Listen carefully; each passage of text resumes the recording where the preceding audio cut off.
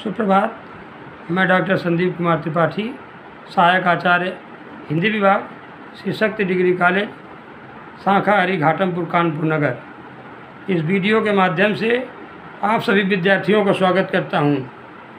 आज हम सभी BA तृतीय वर्ष हिंदी साहित्य प्रथम प्रश्न पत्र के अध्याय 3 के पाठ्यक्रम में शामिल त्रिलोचन शास्त्री की फिर न आ रहा शीर्षक कविता पर व्याख्यात्मक विधि से चर्चा कर अध्ययन करेंगे। संदर्भ और प्रसंग के अनुरूप यह कविता प्रगतिवादी विचारधारा के स्वस्थ और संतुलित दृष्टि के कवि त्रिलोचन शास्त्री द्वारा रचित है। वस्तुतः फिर न आ रहा शीर्षक कविता कवि की वैयक्तिक प्रेम से संबंधित कविता है, जिसमें कवि ने प्रेम को जीवनदायिनी, अजेय और प्रेरणा स्रोत प्रदान करने वाला माना है। प्रस्तुत कविता में कवि ने प्रेम के इसी रूप को दर्शाया है। तो आइए हम सभी देखते हैं कि त्रिलोचन शास्त्री जी ने जीवन में प्रेम की विशेषताओं को किस प्रकार प्रेरणा स्रोत माना है। जैसा कि आप सभी स्क्रीन पर प्रदर्शित कविता देख रहे हैं, जिसमें कवि कहता है कि मैं तुम्हारा बन गया तो फिर न हारा। कवि कहता है कि जब मैं तुम्हारा बन गया हूँ तो फिर न हारा, अर्थात पराजय मेरे जीवन से पलायन कर गई है, प्रयाण कर गई है। आँख तक कर फिरी थक कर, मेरे नेत्रों ने अथक रूप से तुम्हें देखा है। अथक अर्थात एक टक देखना या बिना थके हुए। आँख तक कर फिरी थक कर, यानी मेरे नेत्रों ने अथक रूप से तुम्हें देखा है, और जब वे लगातार देखते रहने के कारण थक कर जरा सा फिरे हैं, घूमे हैं, अर्थात मेरी नज़रें जब तुमसे हटी या दूर हुई हैं, तब मुझे यह अनुभव हुआ है कि मैं तुम्हें न जाने कब से या लगातार एक टक देख रहा हूँ। डाल का फल गिरा पक कर, कवि कहता है कि इस बीच पेड़ों की डालियों पर लगे हुए फल भी पककर गिरने लगे। वर्ण दृग को स्पर्श कर को स्वाद मुख को हुआ प्यारा। प्रेम के वशीभूत होने के कारण ही जीवन में स्वाद और सुंदरता का आगमन हुआ है।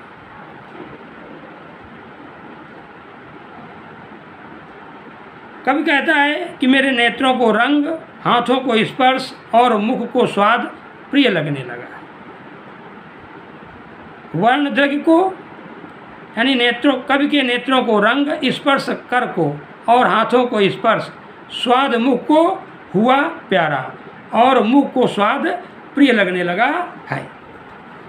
अर्थात प्रेम के वशीभूत होते ही जीवन में स्वाद और सुंदरता का आगमन हुआ है, और इस स्वाद और सुंदरता के वशीभूत होने के कारण ही कवि कहता है कि उसके नेत्रों को रंग, हाथों को स्पर्श और मुख को स्वाद प्रिय लगने लगा है।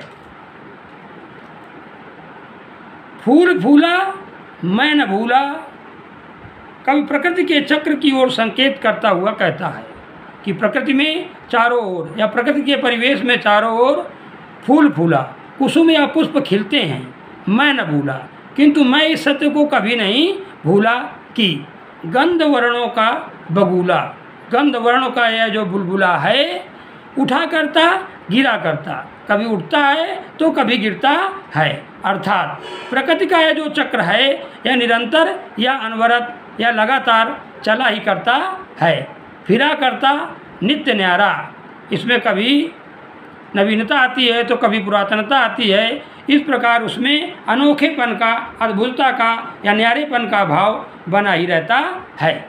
तो ये हुई त्रिलोचन शास्त्री द्वारा रचित फिर न हारा शीर्षक कविता के माध्यम से प्रेम को प्रेरणा स्रोत बनाने की विशेषताएं, यानी हमारे जीवन में प्रेम कहाँ अवस्थित है।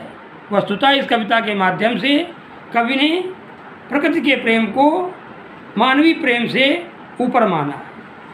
साहित्यिक सौंदर्य की दृष्टि से कविता खड़ी बोली भाषा में व्यंजित है। कविता में अनेक जगहों पर अनुप्रास अलंकार है और जैसा कि उसमें दिया गया दृश्य, श्रव्य और स्वाद बिंब का समायोजन हुआ है। अगर इस कविता में